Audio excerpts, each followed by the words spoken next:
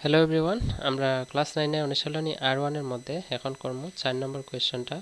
এবং কোশ্চেনটা কইছে সূচক বিধি a to the power m divided by a to the power n is equal to a to the power m minus n এ m is equal to n নিয়ে প্রমাণ করো যে a to the power 0 is equal to 1।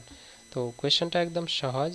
আমরা কিভাবে করব? প্রথমে কথা হলো যে আমরা ক্লাস 8 এ যে চ্যাপ্টার 12 অর্থাৎ 12 নম্বর পাঠের মধ্যে আমরা শিখছিলাম সূচকের ধর্ম এবং তার ব্যবহার, ঠিক আছে? তো এই সূচকের ধর্ম এবং ব্যবহার থেকে আমরা ক্লাস 9 এর R1 এর মধ্যে যেহেতু পুনরালোচনা মানে রিভিশন দিতাম আমরা, তো R1 এর মধ্যে 4 নম্বর কোয়েশ্চনটা এটার মধ্যে কইছে যে সূচক a to the power m divided by a to the power n is equal to a to the power m minus n এর মধ্যে m এর মান কিতা বসাইতাম n, m এর মান কিতা বসাইতাম m বসাই আমি প্রমাণ করতাম যে a টু দি পাওয়ার এটা কি আছে 0, a to the power 0 is equal to 1।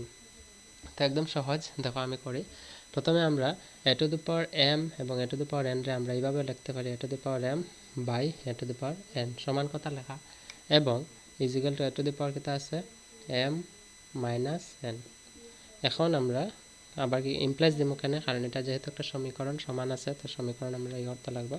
তো a to the power m এর জায়গায় আমরা দিমু a to the power m এর জায়গায় কিতা দিতাম m is equal to n দিতাম। তো m এর জায়গায় আমি লিখবো n, নিচেও same a to the power n জায়গায় সেম থাকবো। আর এখানেও কি করবো a to the power m minus n, তো a to the power m এর জায়গায় আমি কিতা বসাইতাম n, তো n মাইনাস n বসাইমো। এখন আমরা কি পাইমো দেখো a to the power n যদি আমি কাটি পাইমো 1, অর্থাৎ এখানে আছে 1 is equal to a to the power n minus n হলো গিয়া 0। তো আমার সমাধান হয়ে গেছে। প্রমাণ কিতা করতাম বলছে a to the power 0 is equal to 1, অতএব আমি লিখতে পারি যে a to the power 0 is equal to 1, proved. একদম ইজি অঙ্কগুলা তোমরা হয়তো যারা সূচকের ধর্ম জানো বিশেষ করে তোমরা লাগে খুবই ইজি হইব।